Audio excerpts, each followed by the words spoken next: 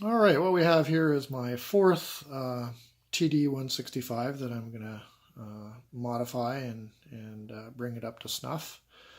The original top plate on this 165 wasn't in bad shape, but it wasn't in great shape. It had this really bad mark on the side here, and it also had a bunch of scratching in and around the control here, the up-down control, and also across the logo. So rather than try to coax this and this, once these things get marked, there's no way you can, it's just the type of metal that they used. So what I did was I used a heat gun over there to lift it up, including the tally plate up here, which is made out of a foil. And what I did was I just used the heat gun to slowly peel it back. It has also the serial number, which you can see reverse etched here, and the model number and all that stuff, which I've saved. And what I'll do is I'll use it on the new top plate.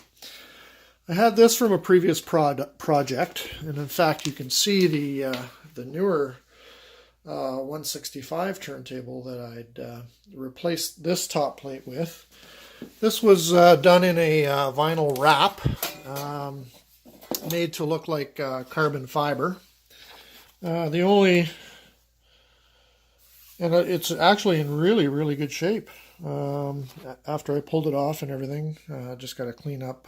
It's been sitting out a bit, so it's a bit dusty. But what I'm going to do is I'm actually going to put this on to replace that, and it will look far, far nicer, I believe. So the turntable itself is in really good shape. You can see a little bit of rubber residue. We'll clean all of that up, and we'll also make sure the shaft gets a nice drop or two of oil. And I also will, the bearing is nice and tight, and actually the bearing here is also on the tone arm is in really good shape.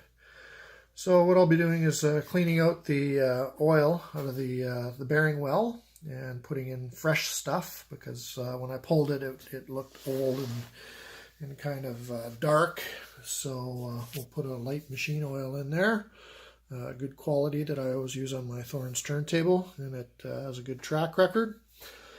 And we'll see what we can do to breathe some more life into it. And I'll also replace got the original feet that I pulled off, and also you can see the backboard, which I'll be replacing with a 1/2 inch thick MDF, like I do with all my other tables, which you can see here. You can see how thick the baseboard is, and what it does is it tightens up the plinth here and makes it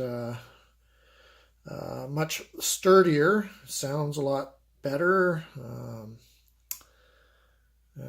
You can actually judge for yourself, but that will come with it. And I'll also do a heat gun lift of that to put it onto the new bottom plate. And yeah, we'll see how this develops. I'll be putting this on my Audio Karma forum of all the Thorens turntables that I've done up, and we'll see how this one turns out in the end. So thanks for watching.